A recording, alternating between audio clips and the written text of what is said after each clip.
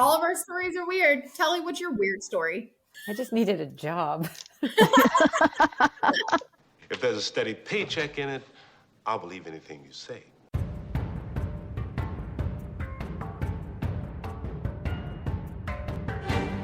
Welcome, everyone, to the latest episode of the Women in AV podcast. Joining me today is Kelly Perkins from the Farm AV. Hey, Kelly. Hello, how's it going? Pretty good.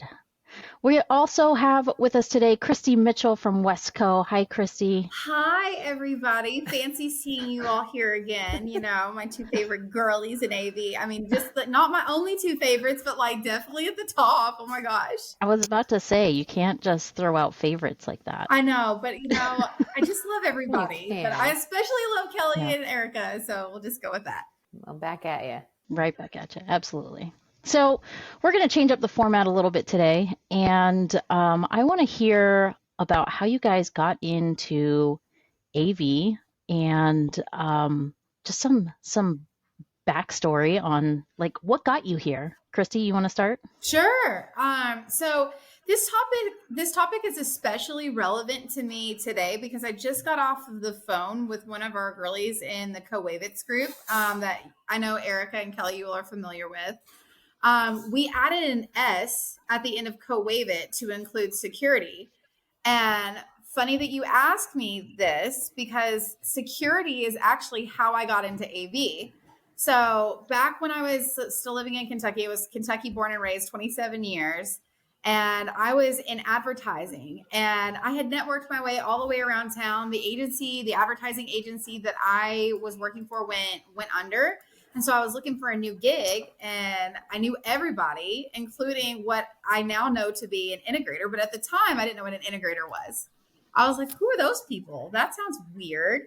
This woman, Sheila Bays, who is a prominent jeweler in town, had just partnered with an integrator, an AV integrator. And this is back in the early, 2011, 12, 13-ish.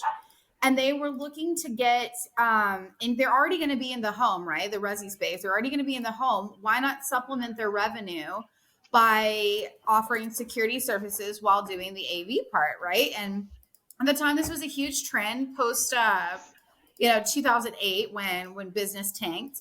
And so they were looking for multiple streams of revenue and they were looking for somebody to head that up. And I, being in my 20s, I loved when somebody gave me a startup opportunity and told me I could be a VP, So that's how I started. And I started meeting with vendors and dealers. And I learned the word dealer and all of these security software platforms and the IoT, right? This was right when, smart homes were making a huge emergence into, the tech space. And so I just fell in love with it and developed a passion, and it led me to Texas to another residential integrator. And then from there, I ended up moving into the manufacturing space at Surgex. And who would have known, like a former, currently I'm a musician. I'll always be a musician, but I loved music and I loved, the fact that there was a tie-in with the audiovisual industry in that way to supplement my passions. But who knew that the musician actually started in security? And now full circle, we've got a women's group in Colorado, and we have networked ourselves all the way out to a point where AV now meets security as well. So that's my story, and I'm sticking to it. Cool. That is awesome. Yeah. It's a very weird one, but all of our stories are weird. Kelly, what's your weird story? I just needed a job. I started out my career in software, not in the AV industry. And then I took a job at an ad agency because I thought it would be super fun. And they had like ping pong tables and all that stuff, and like walk around with beer on Fridays. And that lasted for like 6 weeks before they laid our entire department off. So, I had to pay like rent and I didn't get like a ton of severance. I think I got a week's worth of severance. So I went to every restaurant and bar within walking distance of my apartment at the time and started bartending. And then I just kept looking for full-time jobs because I needed health insurance and all of that stuff. Side note, when I did work at the bar, I only worked 4 days a week and I made the same amount of money I had been making at the ad agency. Feel that in a real way. Yes, I didn't get benefits and all the things, but I worked one day less and made the same amount of money. So so I ended up applying pretty much everywhere, like literally sitting on my patio stealing like internet from people because I couldn't afford internet at the time. And that's when I got the job at Vadio, the camera company now. And yeah, I remember walking in there and being like, ooh, because I didn't even have like a front desk. But then I interviewed with the two owners, Tom Mingo and Rob Sheely, and they were awesome. And they called and offered me a job later that day. So I cut my teeth. What kind of job was it? It was marketing. So mostly doing trade show stuff and working on their catalog. That's how I kind of cut my teeth in the industry and learning all of the technical piece of it, just building out the trade show booths and connecting the cameras. And like, I remember sitting on the floor because all of our cameras had 3 Cat 5 cables to run power, video, and control. And we would sit there and terminate them and like talk crap for hours. And I couldn't feel my fingers for like the next 3 days. I wore flip-flops to the job site. I wouldn't admit that. No. Yeah. I wore flip-flops to the job site and they go, oh, she's new. She, like in Mean Girls, she doesn't even go here. Like, what's she doing? Yeah, never did it again. Definitely. Never did it again. But I got up at the crawl spaces, Kelly. I got up at the crawl spaces and I learned about contact closures with boots on the next time. Sure did. That's awesome. I made that mistake once. That was my entrance into AV. I worked there for almost 7 years. Were you there when LeGrand took over? No, a VC firm came in. And then they sold to Milestone, who then sold to Legrand. Right. So it was a process. Gotcha. But a lot of my friends are still there. My cousin still works, not at Vadio, but at Legrand. So, what about you, Erica? So like Kelly, starting out early in my career, I didn't have a whole lot of money. And I actually left a terrible job where I was given false promises to start my own graphic design firm. I went to school for graphic design. And that lasted a few years. But I was literally like living on wishes and quarters I find on the corner. And I needed healthcare and all the things. And so there was actually a temp ad for a projector manufacturer that was looking for somebody to help plan an event. At the time, it was a rep event. It always goes back to projectors. Yeah. Oh, projectors are like, they're part of my origin story for real. Yeah. That's how I feel about PTZ cameras. It's so weird. Yeah. I don't have one of those. Mine's plugs. Yeah, plugs. Plugs, projectors, and PTZ cameras. The 3 Ps.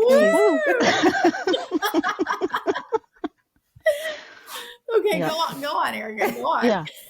So I interviewed, and they were doing a rep event, which I didn't know what that was at the time. They were just, trying to get somebody to help with this event planning. And I had a lot of other random technology stuff on my resume, like working at Best Buy as a personal shopping assistant and Geek Squad and like all this like random stuff. Nothing about this surprises me. No, Nothing. I also did lighting for a very prominent improv theater in Atlanta. I did that for multiple years. So anyways, I met with Chuck Collins and Mike Levy at the time, both now retired. And they called me back and said, hey, you could probably do this thing, but we want to make a space for you in our applications engineering department. That's awesome, dude. Which was like basically troubleshooting choke points and helping people with RS-232 commands and testing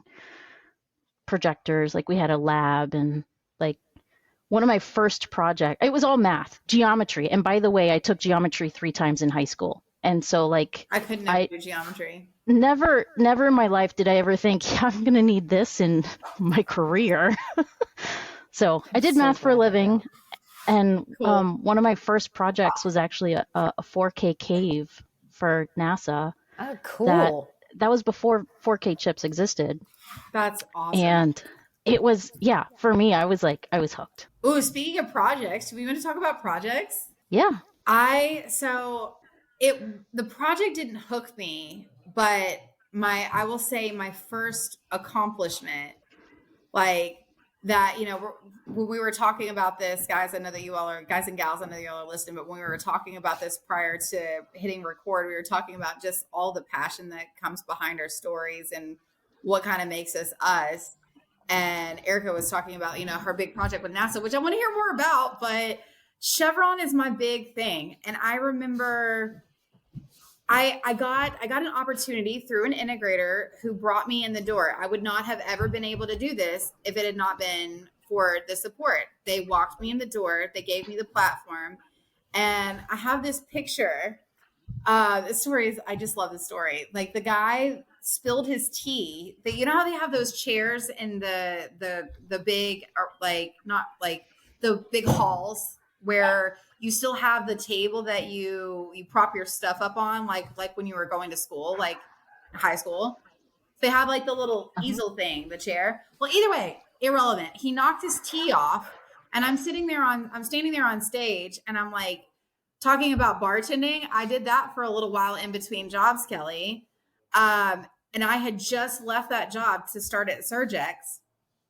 And I just immediately started talking about inrush current elimination and went over, poured a tea, got off stage, handed him the tea, handed him some napkins. And I was like, it's okay. We all do it. And that was it. Right. He was like, thank God somebody didn't embarrass me. They got me another tea. Like, I feel like that was it. And then the guys in the audience could not see. I pulled the top off of one of our rack mountable surge protectors. And I remember this moment, and I got so angry, and I went to my boss and I went, this person went off topic and this person did this, and I want to do this next time, and I flew everybody in, and I was like going nuts. And he was just sitting there smiling at me at the top of a Hilton in Houston, Texas. He goes, Christie, do you know that you're complaining about nothing? And did you know that you flew all of us in and you didn't need a single one of us because you ran the show today? And that's pretty cool. How did that feel? Boss, like, smile at you like a proud papa and tell you that you did such a good job, and that it was you that did a good job.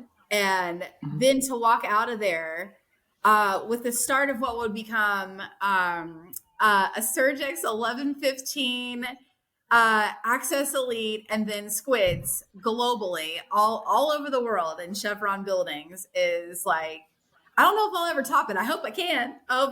But that's what it hooked me. Squids. Our little squids. God, the marketing for that, Kelly, you would have loved that. Oh, is that like the dongle thing? No. This was I don't know what a squid is. Gosh, you're pulling legacy knowledge out of my brain right now. It was our first IP controllable AC/DC surge protector. It eliminated the need for wall warts, right? So you can hang it up underneath the table, and then we had a managed services portion of it too. Are y'all laughing at me? No, it's just kind of funny. No. I want to get geeky too. No, you're doing great. Okay, good. You're throwing things out that nobody has any idea what you're talking about. Great, yes, perfect. Well, if anybody needs a legacy Surgex person, definitely don't go to me. Go to Surgex. But I can tell you about plugs. I loved it. So Kelly, you have a PT plugs and PTZ cameras, PTZ camera project story. PTZ camera project story. Or how about your favorite project? I think my favorite project probably was when my coworker, Denny McDougall, who is the sales manager at AVI Systems in Chicago, is really good friends. And we did all of the work for the for Soldier Field and then US Cellular Field. So we did a tour of Soldier Field during the day. And then he took me to a Twins game against the White Sox at US Cellular Field. I don't know what it's called now, in the south side of Chicago. And his friends were in the production, like camera booth area or whatever. And we did a tour of that. And then they gave us free tickets to the game where we sat in like the front row. Is that what you call it at a baseball game? Front row, first seats, whatever. And then they kept panning like the Jumbotron on us, like every like half hour. It was ridiculous, but it was super fun.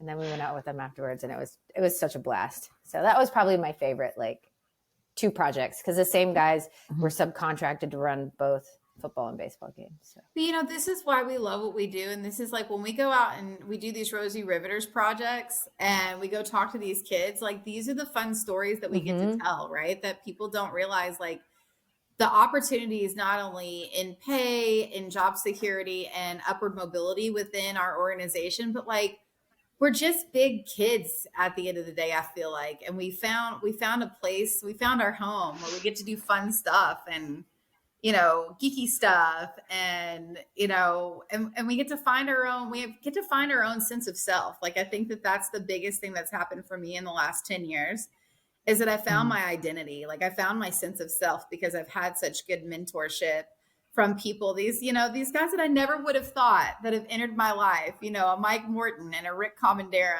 And, you know, we all have them. Right. And my friends think we're like a cult. Maybe, like, but like, you know, the industry. Yes. Just as long as nobody drinks the Kool-Aid. Like those are AV people. And they're like, Jesus, like, what is this? Y'all are weird, man. I know. And now we've got security girls coming into the fold. I'm so excited. So exciting. That's awesome. But yeah, I mean, awesome. think about like the camaraderie and the friendship. And then, you know, the guys that have lifted me up, I couldn't be where I am without the guys that have lifted me up. Yeah, I want to give a shout out to the guys. Chrissy, you've brought this up before that, you know, we may only be like 12% of the industry, but that means there's still another 88% out there. And those guys, those 88%, we absolutely need those guys. And they show up. You know, when we host our volunteering events for Rosie Riveters or Co-Wave-It or Co-Wave-Its. Co-Wave-Its. I have a huge appreciation for all the guys that help drive our passions forward. If we're going to not be 12% women in our industry, the way that we are not 12% women in our industry is if the 88% of men support, train, teach, build, and lift up new talent. It is not a 12% women effort to make sure that more women come into our industry. Absolutely. Kelly, do you have any exciting volunteer things coming on? So Kelly, you're like the number one volunteer. And every time I talk to you, you're like, "Oh, I'm gonna go do this food bank, or I have to go." Don't publicize that because I will Meals on Wheels. Well, I stopped doing that. I ran out of time for that one. Okay.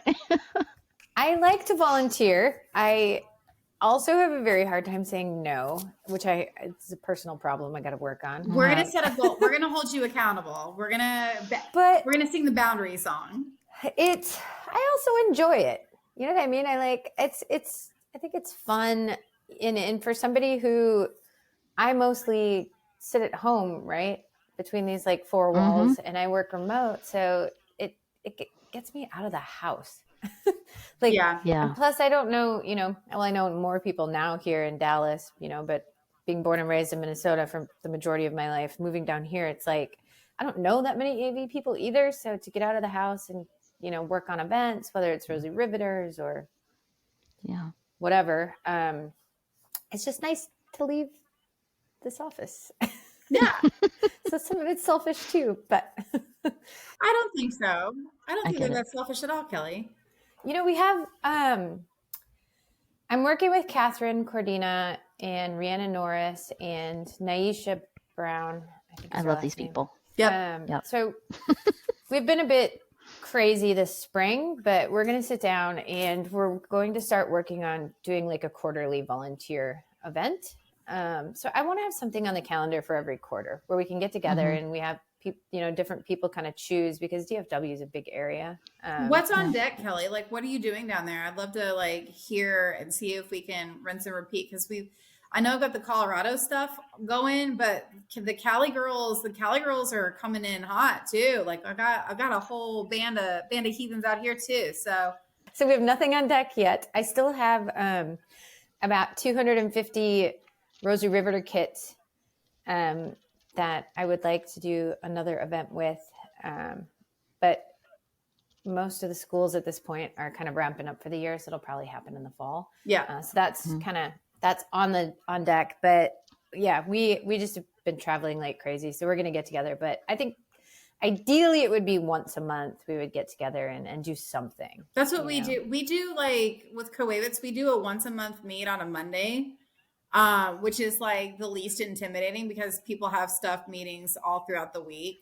So to start your week like that, and plus it's like a good way to start your week. Like you get with the ladies, and most of our meetings are just us like getting together just to say hello. And where do you go, or what do you do?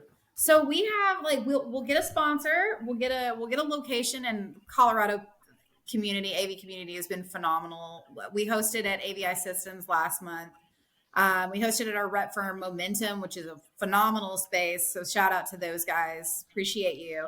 So we've hosted at Links. We've hosted, so a lot of different places, and they love having us because you know what ladies do? They clean up after themselves, and they leave goodies and treats in their refrigerator. So they love us, and then we'll get a corporate sponsor. Somebody will drop a card. A lot of time, like this last time, we did Aperol spritzes, and we did a charcuterie board, and like it was so cute to watch. Like we bring the bags in, and then 5 women are just unloading the bags and rolling salami. I mean, it was just everybody went to business, and we just get together a lot of times for the camaraderie, and then we'll have those special events like the Rosy Riveters packing parties, and then the school events, which people are cool. at their leisure, like willing to attend.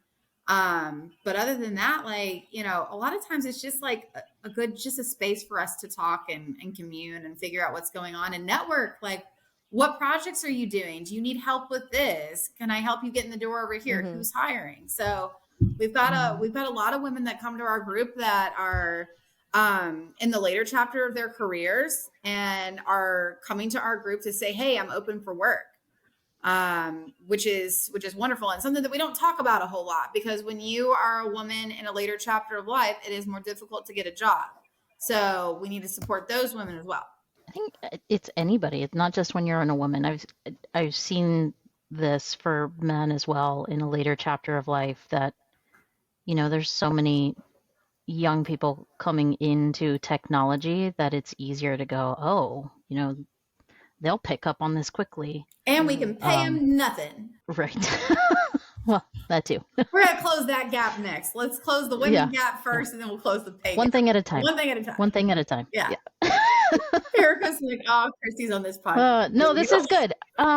So interesting, because Kelly, you asked, where do you go? What do you do? So this is a good thing to leave on. If you want to get involved in your community, how would you go about it? How would you start? Would you contact a venue? Would you contact a local manufacturer, an integrator, and see if you can get an event together? What would be your tips to get your own community going? Yeah, well, obviously, I'm going to plug Avixa. Just because we ended up having an organic group does not mean that Avixa, Avixa is alive and well. Kelly's Avixa group is phenomenal down in Dallas. But I think that really the cornerstone of all this is who you've got participating and who you've got leading. You've got some incredible leaders in Dallas that have 1000% stepped up to the plate, who have nothing on the schedule. It's okay, but you're doing things, and I know that you are, and I've seen them, I've seen them. And sometimes when we have regular jobs that take us all over the country, or we have other things like these kinds of things that we don't get paid for, they don't exist every month, and that's also okay. But there obviously is a need, and we're filling it. So to speak on my group, a lot of us kind of formed at a trade show. And I think that the story always starts out like, oh, I found the other girly in the room. Let's talk to her. And then I found the other girly in the room. And then all those girlies in the room said, "Hey, we used to have a group, but we didn't really do anything with it a couple of years ago. Can we revamp that?" That's how it started in Colorado. And we go, all right. And then that person added a friend, and it's been so fun to watch. Like Jessica came into our group, Jessica Van Dam, and she goes, "You know who invited me? I'm a Dana girl." And so Dana Sanders Nichols is the one who invited, Jessica. So it's been fun to see Claire. That's awesome. Claire's invited the security girls, and it just branches. So if you That's build awesome. it, they will come. That's true. Just giving them an avenue to go down. Kelly, how about you? Yeah. How would you recommend people get started? Kind of, well, similar to what Christie said. I mean, it's for Catherine and me. We just kind of, we pick a place. The easiest thing to get, like if we get in a rut or something, we'll just pick a place and do like a happy hour. Like, because it's easy and it doesn't involve a lot of effort. We try and pick some place that's, somewhat central, and just say, okay, let's all get together. And, we did one around Christmas, just said everybody bring Toys for Tots stuff. Right. We did the same thing, but we did it for the Ralston house. It's awesome. See, we're doing this. Yeah. Right. And I bet we had over 50 people come, which I think is pretty dang good. That's huge. I usually get about 15. Yeah. So, I mean, that's that, and if you're a part of the Avixa Women's Council, they'll give you like contact lists of folks in your area. And then we just kind of add to it because, we get people all the time asking to be a part of it or get involved. And then we'll send out emails saying, okay, maybe we're going to do a Rosary Riveter packing party, or we're going to go talk to a school, or we're going to, do a volunteer day or whatever. So just reaching out with those lists of folks too helps. We literally do the same exact thing, Kelly. Yay. Oh, Erica, can I ask Kelly about her SAVE sustainability stuff too, really quick? I mean, since we're here, absolutely. I got to see Kelly at UCLA, and I got real jazzed about this SAFE sustainability program that Kelly is a big part of. And I'll say this, I think that us being in a black box industry, in a consumer electronics industry where, recycling efforts are already hard in fast fashion, they're difficult in, just even in residential communities, we don't know how to recycle.